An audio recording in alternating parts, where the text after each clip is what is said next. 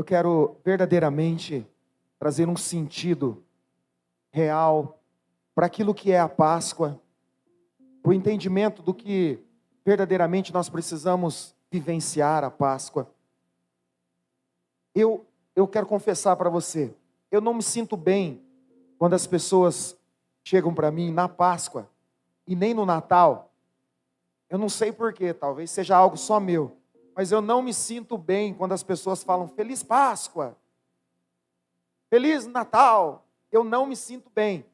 Eu vou te explicar por quê. Porque parece que a gente banaliza a uma coisa comum aquilo que para nós é essencial. Sem Jesus, sem que Ele morresse na cruz, nós não estaríamos aqui hoje. Então, é essencial para nós, como igreja, celebrarmos a Páscoa, a vitória de Jesus. Porque a Páscoa, para o povo judeu, tem um significado. Para o povo cristão, tem um outro significado.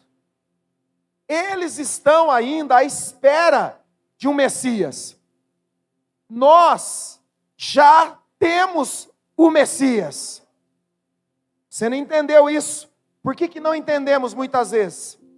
Porque a nossa mentalidade não consegue desligar daquilo que a cultura social estabeleceu por datas.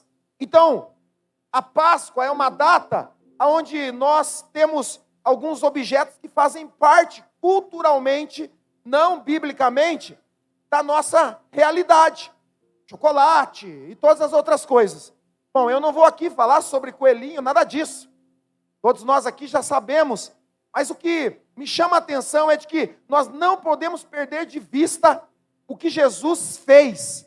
O significado poderoso do que Ele fez na Páscoa. Quando os judeus estavam comemorando a Páscoa, Jesus junto com Ele está preparando. Por quê? Porque a Páscoa até Jesus precisava de um cordeiro. Pós Jesus, Ele é o sacrifício vivo por mim e por você.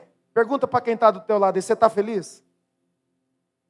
Fala para ele, está feliz? Está feliz? Está feliz? Então, dá um sorriso, fala para ele. Dá um sorriso. Fala, dá uma gargalhada aí, você está feliz? Porque nós precisamos estar felizes, de verdade. Uma alegria completa, uma alegria que não passa, uma alegria que nunca nos deixa, independente de qualquer circunstância que você esteja enfrentando, a Páscoa é a sua chance de mudar todas as coisas. A Páscoa é a chance de um início, de um novo ciclo. A palavra que eu mais gosto na Páscoa é transição. É a oportunidade de sairmos de um local de morte para experimentarmos uma vida abundante. Se você entendeu, diz amém. Abundante. Alegria abundante. Oportunidades abundantes. Tudo aquilo que Ele preparou para mim e para você. Então, a estratégia do diabo é fazer com que eu e você possamos olhar para sexta, sábado e domingo dessa semana e primeiro, nos fecharmos na sexta-feira. Porque na sexta-feira, o que acontece na sexta-feira que nós passamos agora? Qual que é o evento que acontece? A crucificação. Então parece que é o fim. Então quando fala crucificação, logo a próxima palavra que vem é morte. Crucificação, morte. Crucificação, dor, sofrimento e morte. Crucificação, dor, cravos, sangue e morte. Então a gente vai se entristecendo. Ei, deixa eu te falar. Não é nada disso. Não é nada disso. O diabo tenta trazer sobre nós um peso. Exemplo, muita gente vai dizer assim, eu tenho que honrar Jesus pelo sacrifício que Ele fez. Deixa eu te dizer, o sacrifício de Jesus que Ele fez por mim e por você, nunca poderá ser pago. Nada do que eu e você viermos a fazer na nossa vida irá pagar o que Ele fez por mim e por você. Então você não precisa, eu vou ficar triste, eu não vou comer tal coisa, eu não vou fazer isso para honrar Jesus. Você o honra quando você o aceita, quando você aceita a salvação dele sobre a sua vida. Isso é honrar Jesus. É quando eu passo da transição. Então, nós estamos aqui, quantos aqui entendem que nós estamos aqui para celebrar a vitória da cruz? E a vitória da cruz é a nossa vitória também. Se você entende isso, diga amém. Então você entende o sentido da Páscoa. Agora, entender o sentido é uma coisa, viver a Páscoa é outra completamente diferente. Ei, Jesus não morreu para que você tivesse seus pecados perdoados apenas. Não, pastor, apenas? Apenas. Porque tem gente que pensa que ele morreu para perdoar apenas os nossos pecados. Ele morreu para perdoar os nossos pecados. Agora se prepare. Mas ele ressuscitou para nos dar vida abundante. Então tem dois sentidos. Ele morre para pagar o nosso preço. O nosso preço era preço de sangue, ele morre. E ele ressuscita para nos dar vida. Mas não é só, Jesus perdoou meus pecados, amém. Não, Jesus perdoou meu pecado. E agora eu tenho uma nova visão. Eu tenho um novo caminho. Eu tenho um novo destino. Eu fui separado, preparado. E agora estou pronto para viver a vida abundante. Dois aqui estão vivendo, amém. É exatamente isso. Nós vamos comemorando, falando Feliz Páscoa, Feliz Páscoa, Feliz Páscoa. Que Feliz Páscoa? Você consegue ser feliz plenamente? Porque a Páscoa não veio para que eu, na Páscoa, diga Feliz Páscoa. Ela existe através do sacrifício de Jesus para que todos os dias, diga comigo, todos os dias. Fala para quem está do teu lado, todos os dias nós possamos ter vida abundante, alegria, prosperidade, sabe, amor, gratidão no nosso coração. Ele morreu para fazer algo completo em nós. Real. E o diabo fala, sexta-feira é triste. E ele tenta manter isso, porque muitos cristãos acabam entrando nisso. E quando chega a época de Páscoa, eles meio que se fecham, dá uma impressão de dor, sabe, de ficar um pouco pensativo. Porque é Páscoa, né, gente? Irmão, Jesus pagou o preço de sangue por mim e por você, para que nós tivéssemos ousadia após a passagem dele pela morte. Ele passou pela morte. Sabe o que eu acho mais incrível? Essa semana, conversando com algumas pessoas, eu disse, Jesus, tudo que ele fez estava preparado para acontecer. Os céus não foram pegos de surpresa quando Jesus foi para a cruz. Os céus não entraram em desespero. O que vamos fazer? Ele morreu. Ninguém foi pego de surpresa. Tudo estava preparado para que eu e você pudéssemos oportunizar essa experiência de Jesus. Escute. Jesus venceu a morte, amém? Mas como ele venceu a morte? Como ele poderia vencer a morte se ele não passasse por ela? Como ele poderia tomar as chaves do inferno, da morte? Como ele poderia vencer se ele não passasse por aquilo? Então, ele se propõe a passar por aquilo. Ele diz, a vida que eu tenho é minha, ninguém tira de mim, eu a dou. Uau! Você entendeu isso? Ele está dizendo, ninguém tirou. Mataram Jesus, só mataram na cabeça dos discípulos. Só mataram na cabeça do discípulo. Agora escute, pastor, os discípulos duvidaram, e você não duvidaria? Você não duvida porque você tem a Bíblia, e você tem a fé, através do Espírito Santo hoje. Entendeu isso? Diga amém. Por isso, mas os discípulos duvidaram, na cabeça deles havia dúvida, na cabeça dos discípulos ainda havia medo, e a estratégia do diabo é colocar medo, é fazer com que você venha para essa celebração de Páscoa, muitas vezes com medo. Será que eu fiz algo? Será que Jesus me perdoou? Claro que ele te perdoou. A cruz ele pagou, na cruz ele pagou todo o preço por mim e por você. Todo. Você precisa viver essa liberdade. Porque se você não estabelecer limites para aquilo que o diabo tenta contra a sua vida, então você vai estabelecer limite para a sua liberdade. O diabo te ataca e você não estabelece limites na sua mente, na sua compreensão, então você perde a sua liberdade. A estratégia do diabo é impor uma agenda de medo,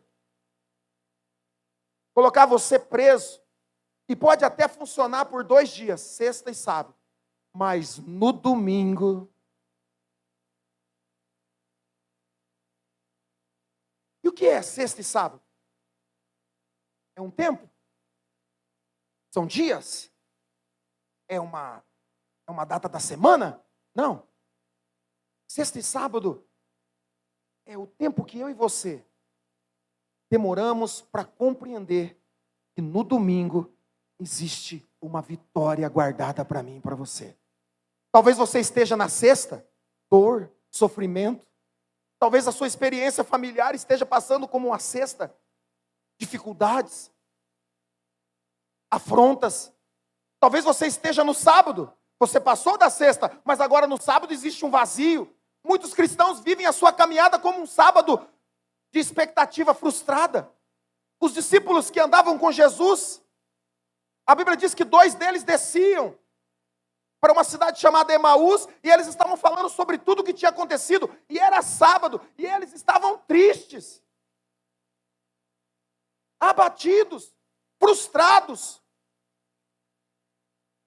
Talvez durante sexta e sábado, a estratégia do diabo funcione durante algum tempo na sua vida, mas vai chegar o dia em que você olhará e vai dizer, peraí, Jesus tinha dito que Ele mesmo ressuscitaria.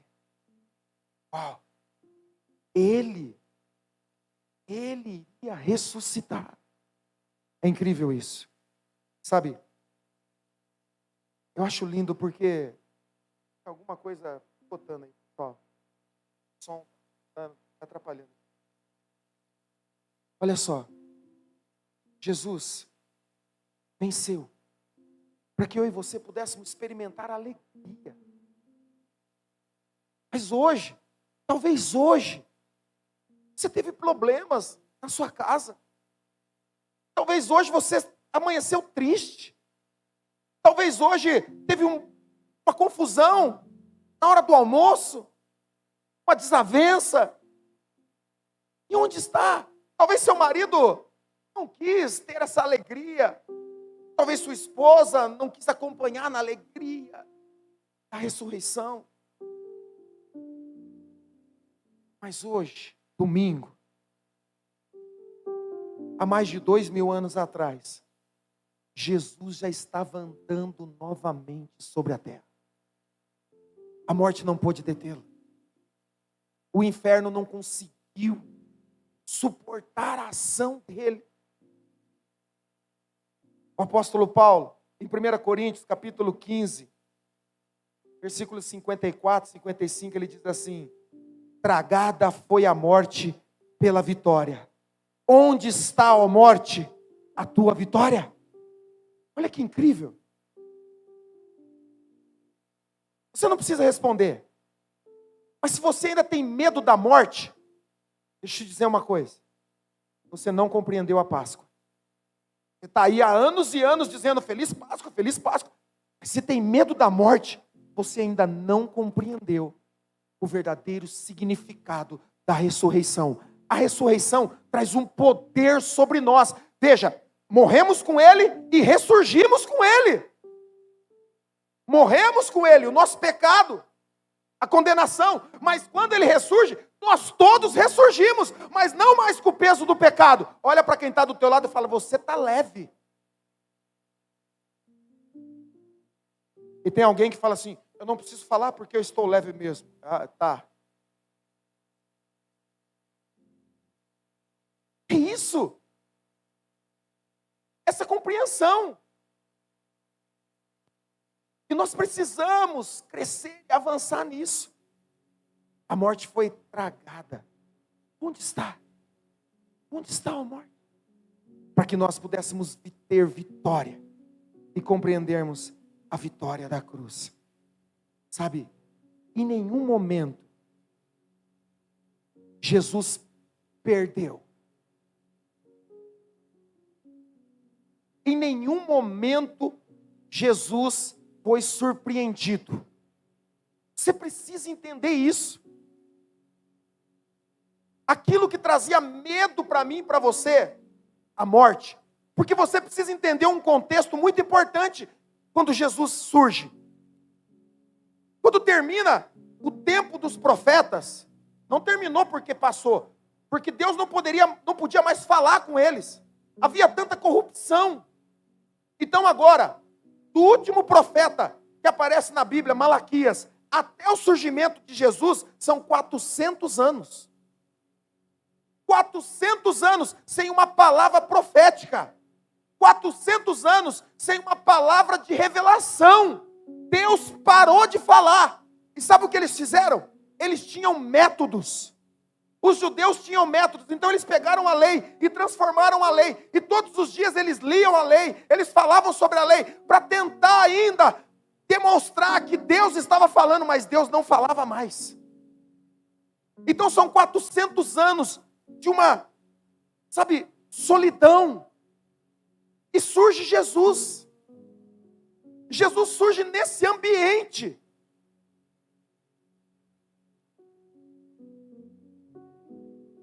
E ele tem uma palavra de vida. Ele tem uma palavra de transformação. Ele tem uma palavra que realmente vai trazer abundância para aquilo que nós estávamos vivendo sem ele. Então a vida sem Jesus é uma vida regrada, no sentido de doutrinas, no sentido de leis, naquilo que me aprisiona. A vida com Jesus é uma vida de liberdade. Alguém diga amém. Eu sou livre. Eu sou livre.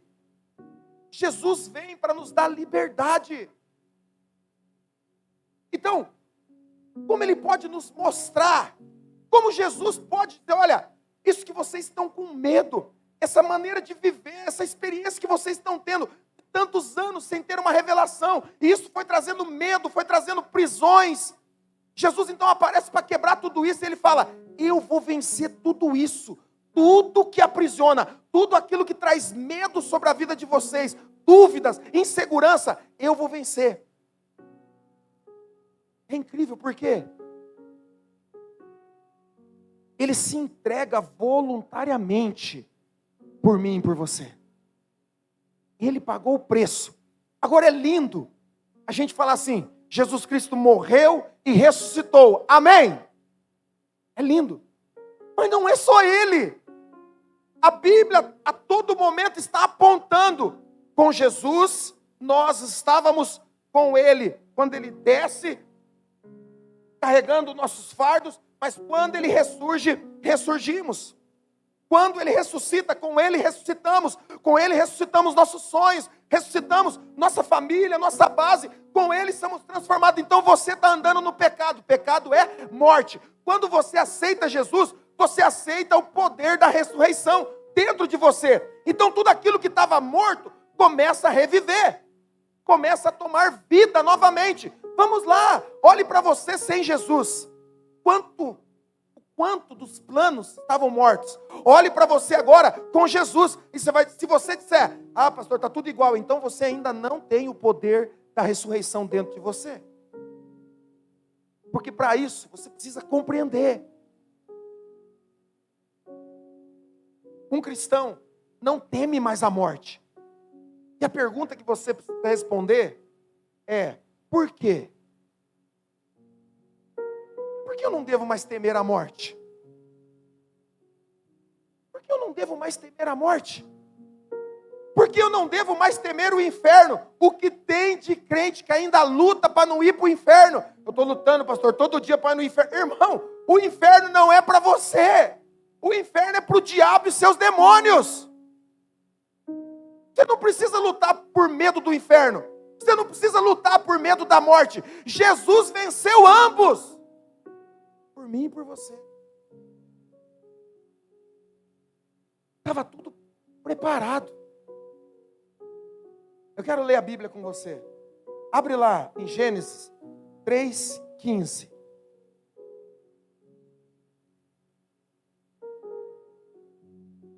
A morte de Jesus foi proposital. Jesus morreu de propósito. É incrível isso. Jesus provoca toda essa situação porque ele quis. Era propósito na vida dele. Para quê? Porque Jesus fez isso? Porque ele mesmo se colocou nessa situação. Coitado. Não precisava, ele não tinha pecado. Mas eu e você tínhamos. Ele não era digno de condenação, mas eu e você éramos. Ele não tinha pecado algum, mas eu e você tínhamos. Agora olha o que diz Gênesis 3. Vou colocar para nós. Gênesis 3:15. Achou aí, irmãos? Amém? Olha só. Gênesis é o início de tudo. Amém? Você conhece nada da Bíblia, pelo menos você tem que conhecer que o primeiro livro da Bíblia é Gênesis e o último é Hebreus. Amém? Pegadinha, irmão. Pra ver se você estava acordado. Se você não sabe nada, você tem que saber que Gênesis é o início. Então está lá no início, pastor. Mas nós não estamos falando de Jesus. Jesus não aparece lá só em Mateus, Marcos, João. Não. Ele está aqui no início. No início, João, no capítulo 1, ele fala: no início era o verbo. E o verbo era Deus. E o verbo estava com Deus. E Jesus diz: eu sou a palavra de vida eterna. Ele está dizendo: eu sou o verbo. Eu sou o verbo. Eu estava lá. Então em Gênesis, Adão e Eva pecaram. Adão e Eva pecaram, desobedeceram a Deus. Comeram do fruto da árvore que não podia. E agora, Deus está consertando aquele ambiente. Escute, Deus está consertando aquele momento. Mas olha o que ele diz: eu estou consertando isso, mas haverá uma restauração total. Isso vai aparecer 2 vezes na Bíblia. Eu vou falar de uma hoje, próximo dia eu falo da segunda vez que aparece na Bíblia. Sobre uma restauração total de todas as coisas. Jesus está dizendo: Adão e Eva, eu vou consertar tudo isso. Mas haverá um dia em que todas as coisas serão consertadas. Tudo vai ser estabelecido novamente. Olha o que ele diz. Talvez você nunca leu dessa maneira. Porém, inimizade entre a serpente, ou ele está falando para a serpente, ele diz assim: porém, inimizade entre você e a mulher, entre a sua descendência e o descendente dela. Entre a sua descendência e o descendente dela. Este lhe ferirá a... Vamos lá, irmãos. Ferirá a... E você lhe ferirá o... Essa semana eu estava lendo esses textos. E eu falei: uau. Como eu não pensei nisso antes. Deus está estabelecendo um conserto para aquele momento. E é assim que Ele faz comigo e com você. Quando você está distante de Jesus, o primeiro conserto, Ele estabelece um padrão de vida, para que você possa começar a andar de forma diferente. Mas não é totalmente a mudança integral ainda na sua vida, não é assim? Quando você se converteu: pastor, me converti, mudei tudo de uma vez. Eu falei: eu quero te conhecer. Porque eu estou convertido há muito tempo e eu estou lutando contra um monte de coisa ainda. Mas se aconteceu com você, eu respeito e acredito em você, porque você é crente, crente não mente. Mas comigo não aconteceu assim. Então olha o que Jesus está dizendo. Eu estou consertando esse momento. Adão e Eva, vai ser assim. Mas haverá um momento lá na frente, em que o descendente da mulher vai ferir a cabeça da serpente. Mas a serpente vai ferir o calcanhar. Agora olha só. Vai um pouquinho para frente. Romanos 16:20.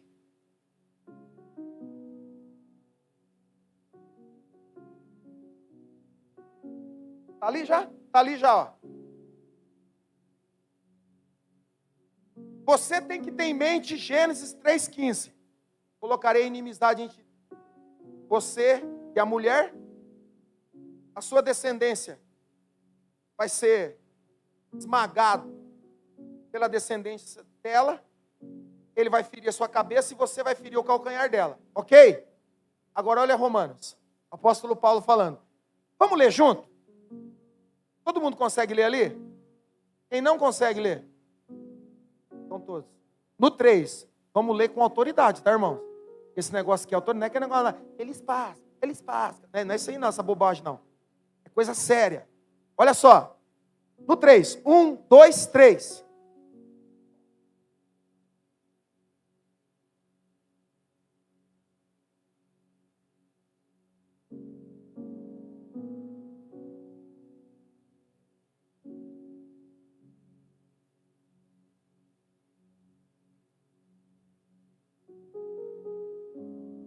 Pegou isso aí já ou não?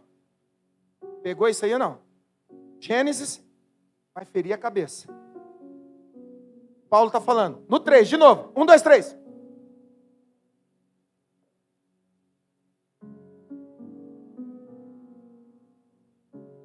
Parou.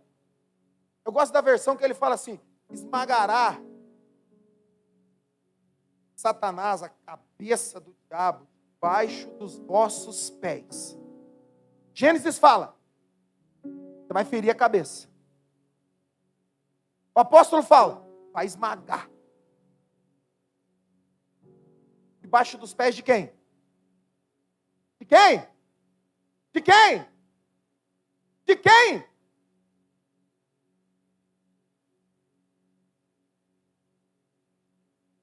Jesus é a descendência. Presta atenção. Quando Jesus morre, muita gente pensa assim, é o fim. Quando Jesus diz assim, está consumado, muita gente está pensando que ele está falando assim, terminei a minha obra, terminei. Irmão, deixa eu te dizer uma coisa. Jesus tinha tudo preparado, era tudo de propósito. Quando ele diz, está consumado, ele não está mandando um recado para mim e para você. Escute, quando Jesus diz, está consumado, ele não está mandando um recado para mim e para você. Ele está mandando um recado para aqueles que estavam esperando a sua morte.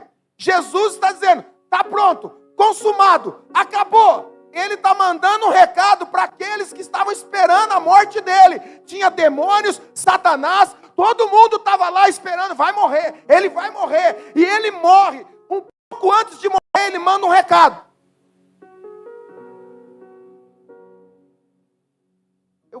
Essa semana eu estava pensando, porque quando eu estudava na 6ª série, eu era muito magrinho, sabe, irmãos?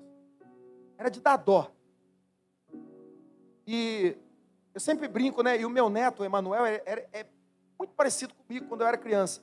Eu sempre falo do Emanuel, o Emanuel não tem coxa. É pé, canela e canela. É tudo a mesma coisa, tipo, lá de baixo até lá em cima. Eu era igualzinho. Mas eu era invocado. E na 6ª série, eu arrumei uma confusão, um grandão. Era forte. E na escola lá antigamente, era que nem hoje, né? Se o cara falar isso, já vai estar com uma 765, 38, esperando lá. Não, aquele tempo era na briga mesmo. E aí eu arrumei uma confusão no intervalo. Juliano, o cara falou assim, na final da aula eu te pego. Entendeu? Quem já passou por isso aqui? Deixa eu ver. Não sei o que você fez. Ele falou assim, no final da aula eu te pego. Você imaginou? Irmão, agora só. Para mim, Jesus é o cara. Jesus não é eu nessa história que estava com medo. Para mim, Jesus é o cara que está falando, te pego na saída. Para mim é claro que quando ele fala, está consumado, ele está falando assim, me aguarde, estou chegando. Vocês não queriam que eu morresse? Agora é a hora. Para mim, eu fiquei pensando nisso essa semana, eu falei, é verdade, porque eu morri de medo. Morri de medo quando ele, Se aquele cara não fala isso, porque a minha expectativa é de que ele tivesse medo, sei lá, de se machucar com os meus ossos, desse um murro em mim, um osso quebrasse e entrasse nele, mas ele não ficou com medo. E ele disse: te pego na saída. Eu não conseguia mais pensar em nada, eu só pensava, para mim, quando Jesus está lá na cruz, e está ali demônio, Satanás, está todo mundo ali, ele está dizendo: te pego daqui a pouco. Daqui a pouco eu te pego. Porque a Bíblia diz assim: você vai me ferir o calcanhar. Já feriu o calcanhar? Quem aqui já feriu o calcanhar? Deixa eu ver. Morreu? Nunca vi alguém falar: pastor, morreu do quê? Feriu o calcanhar, morreu. Nunca vi. Mas quem já teve a cabeça esmagada aqui? Deixa eu ver. Ninguém. Porque se você tivesse a cabeça esmagada, você não estaria aqui. Certo? Então olha o que ele está dizendo. Você vai me ferir o calcanhar. Agora, os que tiveram o calcanhar ferido, deixa eu ver. Não passou dor? Não teve dor? Não teve incômodo? Não passou uns dias ali, meio que mancando? Cadê o Douglas? Fotógrafo. Douglas é minha inspiração hoje. Está ali, ainda está. Mas quem é ferido no calcanhar não morre. O que Jesus está dizendo é: você lembra o que foi dito lá no início? Você ia ferir o calcanhar, mas você teria a cabeça esmagada. Jesus está dizendo: tem uma vitória para mim e para você nessa história. Tem uma dor, estou sofrendo, estou passando por isso, mas tem uma vitória para mim e para você. Ele pode ferir o calcanhar, mas como o apóstolo Paulo fala, em breve, repita comigo, em breve. Você tem que dizer isso para o diabo: diabo, você está me atacando, você está me tormentando, você é o capeta mesmo, está me tirando do sério, mas em breve, em breve, eu vou esmagar sua cabeça na minha família, na minha casa, no meu casamento, na minha vida financeira, na minha vida física. Em breve, eu esmagarei você. Você não vai mais atacar a vida dos meus filhos. Você pode mexer com eles hoje, mas em breve, eu vou esmagar sua cabeça. Porque a dor vai ser passageira. O calcanhar. Mas Satanás vai ser derrotado definitivamente. Definitivamente. Jesus está dizendo: acabou. A ressurreição traz poder. Ressurreição traz poder. Nós somos cristãos, temos que andar em poder.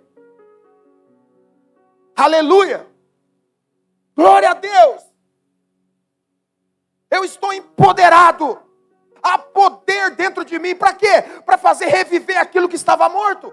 Há um poder que foi lançado dentro de nós. Para quê? Para trazer à vida aquilo que estava morto. Seu casamento, sua vida financeira, sua vida sentimental, sua vida espiritual. Há um poder. A Páscoa é ressurreição para mim e para você. Ressurreição é voltar a viver plenamente. Quando Jesus ressuscita, Ele não ressuscita tipo Cemitério Maldito. Já assistiu? Quem já assistiu Cemitério Maldito? Eu nunca tive tanto medo na vida. Terror aquele filme lá. Quando o cachorro ressuscitou. Até hoje eu sonho com aquele cachorro. Jesus não ressuscitou tipo Cemitério Maldito. Ele voltou pleno. Totalmente íntegro. Estava pronto. Não voltou faltando uma parte. Não voltou nervoso. Não voltou com... Não. Estava pronto. Jesus está falando de algo poderoso para mim e para você. Que foi lançado sobre nós. Havia uma condenação. Agora há justificação. Somos livres. A ressurreição traz poder. Potencial é aquilo que nós temos. Poder é o que Deus planta dentro de nós. Poder para quê? Para vencer o medo. A vida com Cristo tem que ser abundante. Não uma vida comum. uma vida com liberdade, com alegria, com confiança, com fé. São características daquele que tem a ressurreição dentro dele. Como é que você tem vivido os seus dias? Você mais lamenta e reclama ou mais glorifica e adora? Olha só, essa semana eu já tinha ouvido essa canção que nós cantamos aqui há muito tempo. Eu não gostava dela, por dois aspectos. Um é que, teologicamente, ela está errada. Essa que nós cantamos aqui, mas a igreja será arrebatada, né? É isso? Então, há 6, 7 meses atrás, me mostraram essa música, eu não gostei. E aí, essa semana, meu filho, vou colocar aquela música que você não gosta. Eu falei, então, coloca aí. Comecei a ouvir, já não gostei mesmo. Mas aí Deus falou assim, então, o que é a realidade? Porque essa canção diz assim, ó, Yeshua. Como é que é, Cleiton? Você que canta bem. O Messias aguardado. Primeiro erro. Quem aqui está esperando o Messias? Diga amém.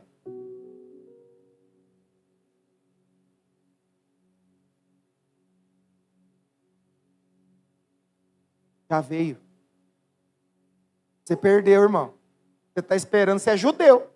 Está no país errado. Tem que ir lá para Israel. Eles ainda estão esperando.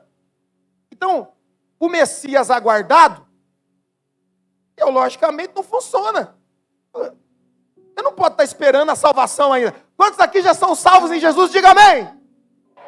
Então, você não pode estar esperando o Messias. Por quê? Messias é aquele que veio trazer salvação. Jesus já morreu na cruz, sim ou não? Pagou o preço por mim e por você? Então ele já veio. Aí eu olhei para essa canção, falei assim, como é que a gente pode fazer? Mandei para o Eliel. Eliel, fiquei certinho para ele. Falei, Eliel, nós vamos cantar, ao invés de aguardado, adorado. Porque o nosso Messias agora, ele só é adorado. Eu o exalto, eu o adoro. Depois Eliel, falei, Eliel, faz lá. Ele falou, deixa comigo. Cheguei aqui hoje no culto, falei, Eliel, tudo certo? Tudo certo. Falou com o menino da mesa para trocar? Falei. Toca a música, eu viro pro telão. O Messias, dou uma olhadinha para ele, ele faz aquela carinha ali. Por isso que Jesus está atrás dele ali agora. É Jesus que está olhando para você, porque ele não, você está aguardando ele ainda, ele está ali. Mas olha só, por incrível que pareça, tem gente ainda esperando o Messias. Eu tenho uma notícia boa para você, diga amém. Porque o evangelho são boas novas. Essa notícia é espetacular. O Messias já veio. Aleluia. Já veio. Já está aí, irmão. Já pagou o preço. Já veio. E quando eu entendo isso, a minha vida é transformada. Eu sou transformado. Eu tenho alegria, eu tenho paz. Eu quero fazer aquilo que agrada o coração do Senhor. Sabe, eu tenho lutas, dificuldades, problemas, mas eu ainda eu encontro alegria em todas as coisas. Eu encontro alegria nas pequenas coisas. Então ter essa alegria é importantíssimo. Sabe, essa semana, sexta e sábado, eu passei na casa dos meus pais, lá em Jacarezinho. Quem conhece Jacarezinho? Então, Londrina, quem conhece Londrina? Então, Londrina é região metropolitana de Jacarezinho. Então, fica ali na redondeza de Jacarezinho, fica Londrina. E aí, meus netos foram comigo. E tem coisas que eu não comento, sabe? Eu não falo, Deus fala comigo, mas eu não falo. E a minha neta e o meu neto, eles ficaram assim, empolgadíssimos com galinha. Já ficou empolgado com galinha? Não comer galinha, irmão. Empolgado em ver a galinha. E eles ficaram assim, empolgados. E aí meu pai falou assim, vou cortar repolho, milho. E eles foram dar e deram. Quando eles estavam ali jogando, eles estavam felizes. Mas era uma alegria assim que eu olhei e falei assim, meu Deus, alguém ainda fica feliz de jogar milho para galinha? E Deus falou assim, São coisas simples que eu espero que você faça, que durante muito tempo nos trouxe alegria. Você parou de fazer porque você achou simples demais. E eu falei, é verdade. A Bíblia diz que nós temos que ser como as. É nisso. É fazer de algo simples uma alegria transbordante.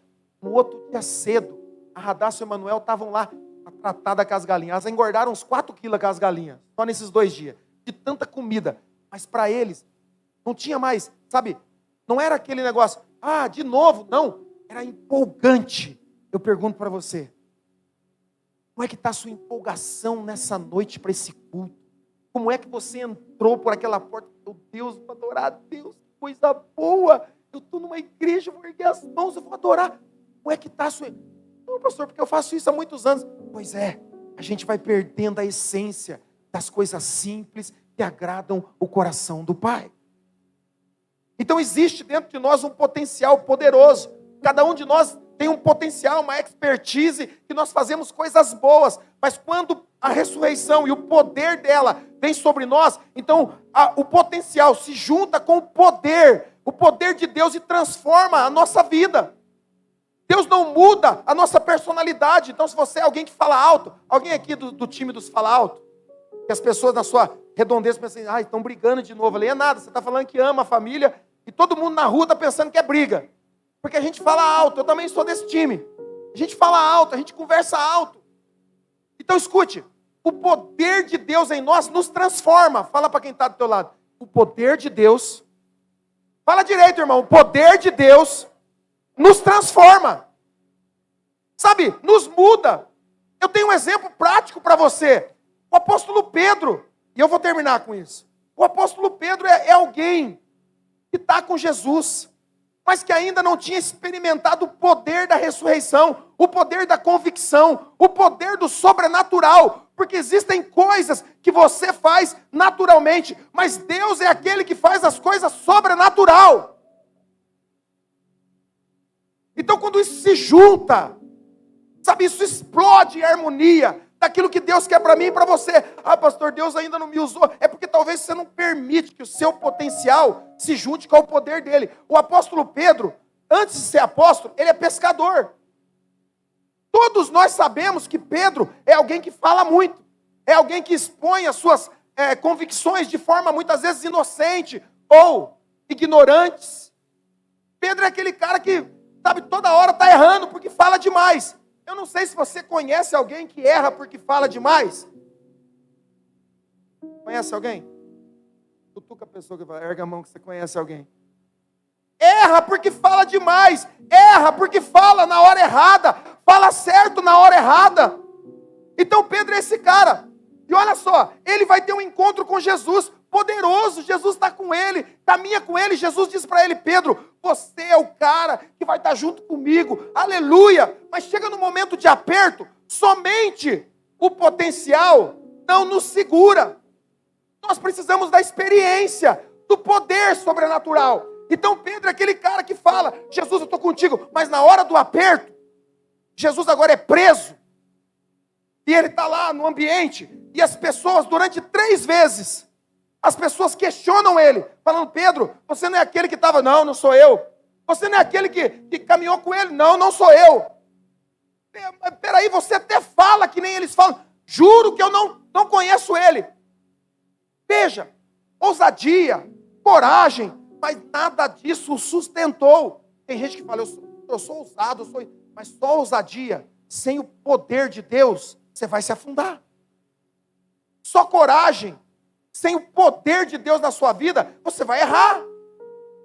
Pedro, no momento de aperto, tudo aquilo que ele tinha de coragem e ousadia foi embora. Porque ele tentou sobreviver, porque ele tinha medo da morte. Por medo da morte, ele nega Jesus. Se ele não nega Jesus, na cabeça dele, se eu não negar Jesus, vão me colocar na cruz com ele. Então por que ele nega? Porque ele quer viver. Ele ainda tem medo da morte. Aí Jesus morre. Ressuscita, alguém diga amém. E ele vai se encontrar com Pedro. E ele se encontra com Pedro. É incrível, porque Pedro voltou a fazer aquilo que fazia. E ele está de novo pescando, porque era aquilo que ele sabia fazer. Sem Jesus, o seu potencial só serve para aquilo que é básico, sobrevivência. Pedro, sem Jesus, volta a fazer o que ele sabia fazer. Jesus vai lá e se encontra com ele. A Bíblia diz, João capítulo 21, que eles estão pescando. E João, o que escreve o livro de João, diz assim, é o mestre. Quando Pedro percebe que é Jesus na praia, João viu, reconheceu que era Jesus e não fez nada. Quando Pedro reconhece e fala, é ele pula no mar e vai nadando se encontrar com Jesus. E ele se encontra com Jesus. E Jesus trata Pedro com amor. E diz para ele, Pedro, se você me ama, cuida daquilo que eu tenho mandado você fazer. Faz aquilo que eu te pedi. E agora Pedro, Jesus vai embora, sobe para os céus, Pedro vai para a cidade, se junta com os outros discípulos, e eles agora estão orando, durante alguns dias. E no livro de Atos, capítulo 2, eles têm a experiência do batismo com o Espírito Santo. O poder de Deus veio sobre eles. O Espírito Santo é o poder de Deus, amém? Porque a Bíblia diz que Jesus passa por um período de jejum no deserto. E quando ele sai no poder do Espírito Santo. Então agora Pedro tem uma experiência com o Espírito Santo. No capítulo 3 de Atos, ele vê um aleijado e coloca o aleijado em pé. O mesmo cara que negou Jesus. Ele agora faz um milagre no nome de Jesus. Mas não para por aí. E eu vou terminar com isso. Abre lá sua Bíblia em Atos capítulo 3. Versículo 7. Atos capítulo 3, versículo 7. Olha só. Atos 3, 7 diz assim. Então Pedro segurou o aleijado pela mão e ajudou a levantar-se. No mesmo instante, os pés e os tornozelos do homem foram curados e fortalecidos. De um salto, ele se levantou e começou a andar. Em seguida, caminhando, saltando e louvando a Deus, entrou no templo com eles. Perceba! Quem tem um milagre na sua vida, anda por aí saltando e cantando de alegria. Você é um milagre de Deus. Ande, cante, salte de alegria. Não, eu não gosto de saltar de alegria, porque é em respeito a Deus. Em respeito a Deus, você devia saltar e dizer obrigado. Thank you. God. Aleluia. Eu devia exaltá-lo. Versículo 9. Quando viram caminhar e ouviram a louvar a Deus, todos perceberam que era o mesmo mendigo que tantas vezes tinham visto na Porta Formosa e ficaram perplexos. Admirados, correram para o pátio do pórtico de Salomão, onde o homem permanecia com Pedro e João e não se afastavam deles. Agora preste atenção. Pedro, percebendo o que ocorria, dirigiu-se à multidão, dizendo: povo de Israel, por que ficam surpresos com isso? Disse ele.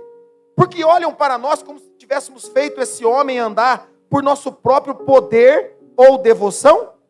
Pois foi o Deus de Abraão, de Isaque e de Jacó, o Deus dos nossos antepassados, quem glorificou seu servo Jesus, a quem vocês traíram e rejeitaram diante de Pilatos, apesar de ele ter decidido soltá-lo. Vocês rejeitaram o santo e justo e em seu lugar exigiram que um assassino fosse liberto. Versículo 15. Vocês mataram o autor da vida. Uau! Que ousadia de Pedro. O mesmo Pedro que negou Jesus. Perceba que Jesus pode ser antagônico nas nossas vidas. Jesus é aquele que eu tenho vergonha de me expor? Ou então Jesus é aquele que eu digo, é pelo nome de Jesus, é só por Ele. Jesus pode ser aquele a quem eu me escondo. Eu não quero que ninguém saiba que eu sou crente, porque eu fumava, bebia, me drogava. Agora eu ia para balada, as pessoas vão falar de mim. Ou Jesus pode ser, é mesmo. Foi Ele que me curou, foi Ele que me sarou, foi Ele que me transformou. Jesus é tudo na minha vida. Ou eu me escondo, ou eu vou me expor por Jesus. Qual é você? Qual é você? O que se esconde ou o que se expõe? O Pedro que negou, agora ele está dizendo, vocês mataram o autor da vida, vírgula. Mas, diga comigo, mas, toda vez que alguém está conversando com você e fala assim, não, eu gostei tanto de você, achei legal o que você fez. Você fala, obrigado, eu achei tão lindo a sua atitude. Aí ele fala assim, mas, você fala, ai. Pedro diz assim, vocês mataram o autor da vida, vocês mataram Jesus, Ele é a vida, vocês mataram Ele, mas, Deus o ressuscitou dos mortos, e nós somos testemunhas desse fato, pela fé no nome de Jesus. Este homem que vocês agora veem, conhecem e sabem que ele foi curado. A fé no nome de Jesus o curou diante de seus olhos. A mesma situação, agora trazendo vida, ousadia. Ele não é mais o Pedro que tem medo, ele não é mais o Pedro que se esconde, ele não é mais o Pedro que nega, ele não é mais o Pedro que fica escondidinho porque não quer saber, não quer se expor, não. Agora Pedro tem uma ousadia poderosa. Há poder nas suas palavras, há compreensão nas suas palavras, há salvação nas suas palavras, mas há poucos dias ele estava lá negando, e agora ele está sendo transformado e transformando pessoas. É isso que a Páscoa, é isso que a ressurreição representa para mim e para você, uma mudança, uma transformação. Não é apenas feliz Páscoa, ovo, chocolate, não.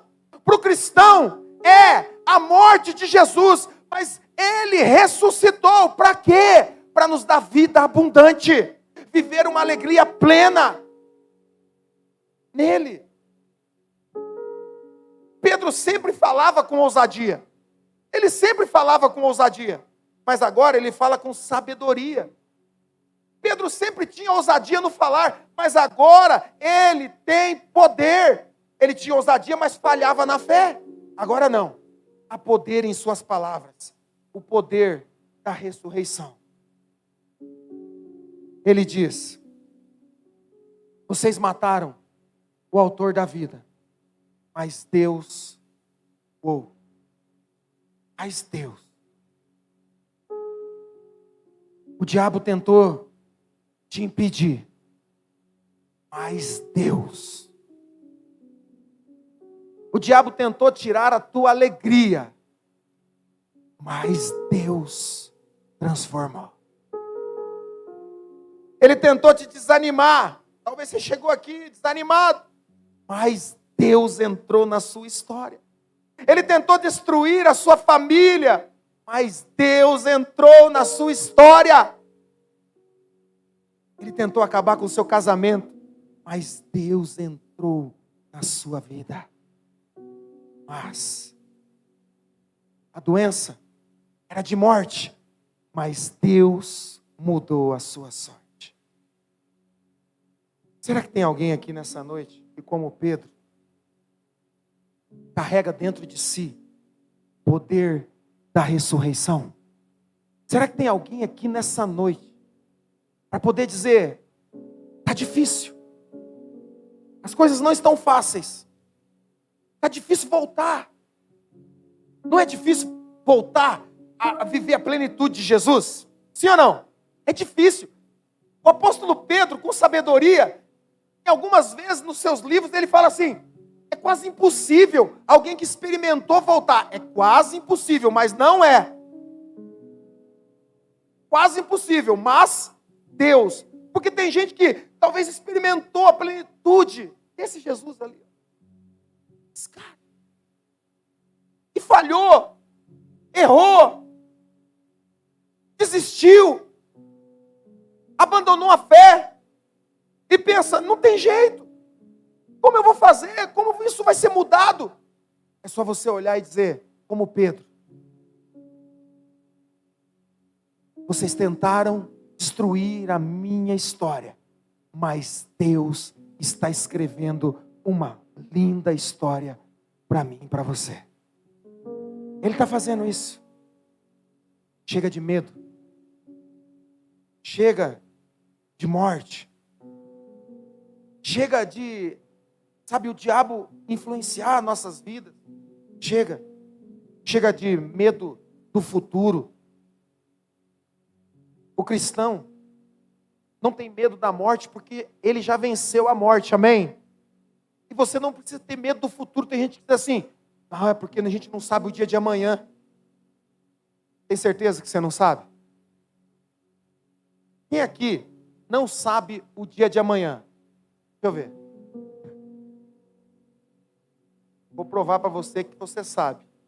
E tem como saber. Conhece a Bíblia? Amém? Conhece os Salmos? Amém? Já leu os Salmos? Ok. Então abre lá Salmo 139. E pode ficar de pé.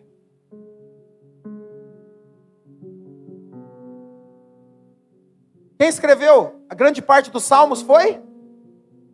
Davi. Olha o que ele diz. Salmo 139.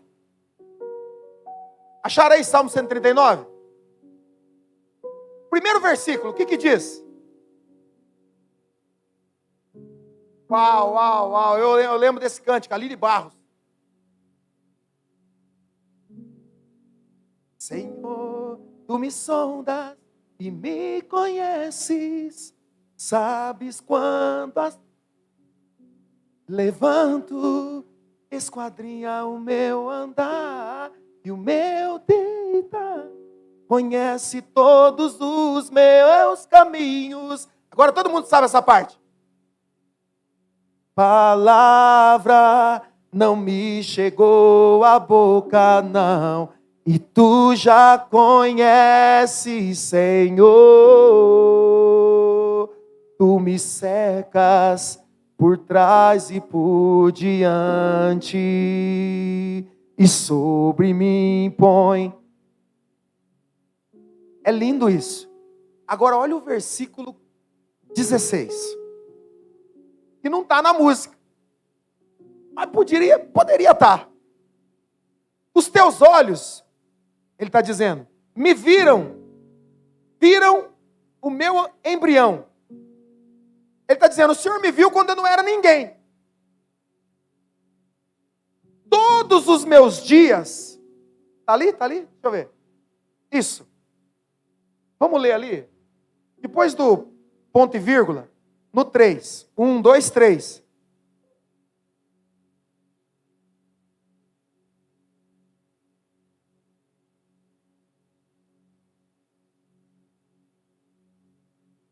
Todos os dias que foram determinados para mim, já foram?